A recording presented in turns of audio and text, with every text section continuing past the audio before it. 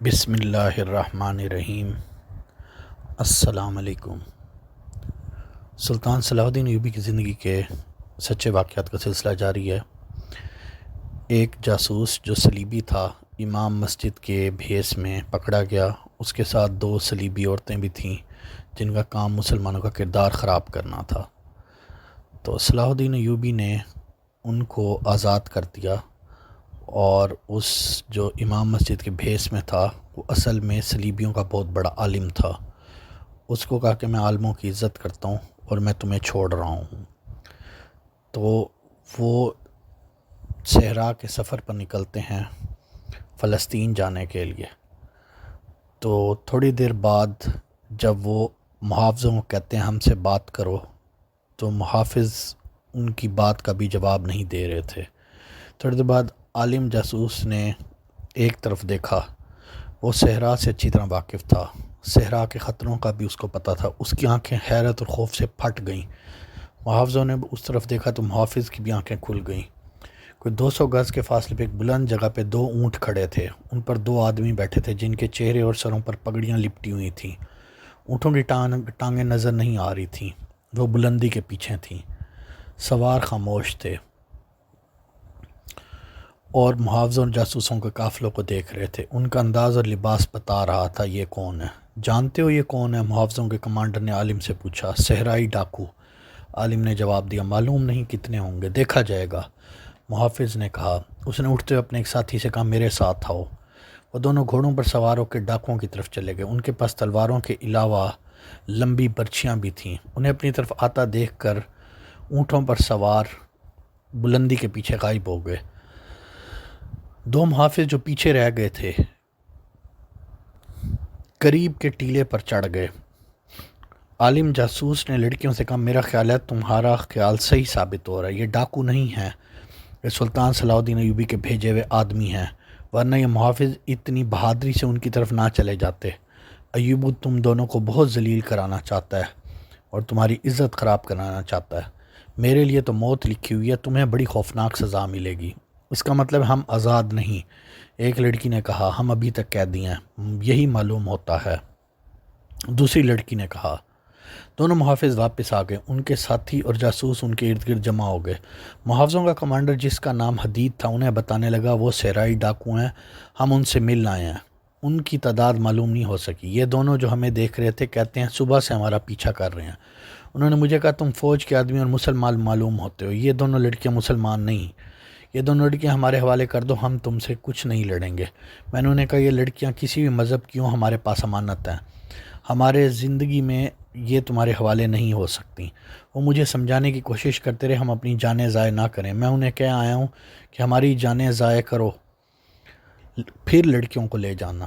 اس نے عالم اور لڑکیوں سے پوچھا کیا تم ہتھیار استعمال کر سکتے ہو؟ ان لڑکیوں کو ہر ہتھیار چلانے کی تربیت دی گئی۔ عالم نے کہا تمہارے پاس لمبی برچیاں ہیں، تلواریں ہیں، تیر کمان ہیں، ان میں سے ایک ایک ہتھیار ہمیں دے دو۔ ابھی نہیں، حدید نے سوچ کر کہا، میں وقت سے پہلے تمہیں ہتھیار نہیں دے سکتا، اگر ڈاکوؤں سے ٹکر ہو گئی تو اس وقت دے دوں گا۔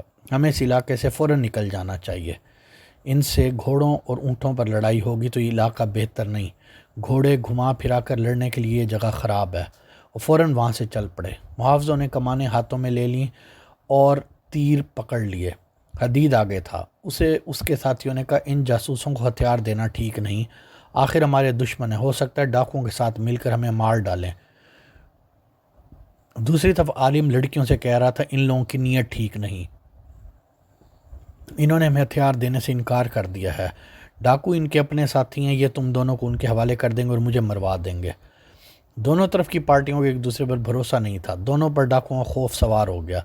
حدید نے اپنے محافظوں سے کہا کوئی نقاب پوش نظر آئے تو مجھے بتائے بغیر اس پر تیر چلا دو، ان کے ساتھ ٹکر ضرور ہوگی، دیکھنا یہ ہے کب ہوگی اور کہاں ہوگی۔ وہ تیز رفتاری سے چلتے گئے۔ اونٹوں اور گھوڑوں کو آرام، چارہ اور پانی ملتا رہا تھا، اس لیے تھکن ان پر نہیں اثر انداز ہوئی تھی۔ ٹیلوں کا علاقہ بہت دور تک چلا گیا تھا، کئی جگہوں پر یہ قافلہ اونچے ٹیلوں کے درمیان آ جاتا تھا۔ حدید کو ڈر یہ تھا ڈاکو اوپر سے تیر نہ برسا دیں۔ اس نے گھوڑوں کو ایڑ لگانے کو کہا اور جاسوسوں سے کہا وہ ابھی اونٹوں کو گھوڑوں کی رفتار پہ کر لیں اور اوپر کو دیکھتے رہیں۔ وہ اس علاقے سے نکل آئے، کوئی ڈاکو نظر نہیں آیا۔ سورج نیچے جانے لگا تھا، ایک بار دور 2 اونٹ اس سمت میں جاتے نظر آئے جدھر یہ قافلہ جا رہا تھا۔ قافلہ چلتا رہا، راستے میں ایک جگہ پانی مل گیا، انہوں نے جانوروں کو پانی پلایا، خود بھی پیا اور چل پڑے۔ سورج نیچے جاتا رہا اور ڈوب گیا۔ شام تاریک ہوئی تو حدید نے قافلے کو روک لیا، کہنے لگا یہ جگہ لڑائی کے لیے اچھی ہے کیونکہ ارد گرد کوئی رکاوٹ نہیں۔ اس نے اونٹوں کی زینیں کھولی نہیں تاکہ ضرورت کے وقت گھوڑے تیار رہیں۔ اونٹوں کو بٹھا دیا۔ کھانا کھا کر حدید نے لڑکیوں کو اپنے درمیان لٹا دیا، یعنی ہر طرف سے محافظ تھے اور لڑکیاں درمیان میں تھیں۔ انہوں نے کہا وہ ہوشیار رہیں۔ محافظوں سے کہا وہ کمانے تیار رکھیں، سوئیں نہیں، لیٹے رہیں۔ اسے یقین تھا رات کو حملہ ضرور ہوگا۔ رات آدھی گزر گئی، صحرا پرسکون اور خاموش رہا۔ پھر اچانک ان کے گرد سیاہ بھوتوں جیسے بڑے بڑے سائے دوڑنے لگے۔ اونٹوں کے قدموں کی دھمک دھمک سنائی دے رہی تھی اور زمین ہل رہی تھی۔ اونٹوں کی تعداد 10 سے زیادہ معلوم ہوتی تھی۔ ہر اونٹ پر ایک ایک سوار موجود تھا۔ وہ محافظوں وغیرہ کو دہشت زدہ کرنے کے لیے ان کی ارد گرد اونٹوں کو دوڑا رہے تھے۔ 3-4 چکر پورے کر کے ایک نے للکارا، لڑکیاں ہمارے حوالے کر دو، تم سے کچھ اور لیے بغیر ہم چلے جائیں گے۔ اس کے جواب میں حدید نے لیٹے لیٹے پہلا تیر چلایا۔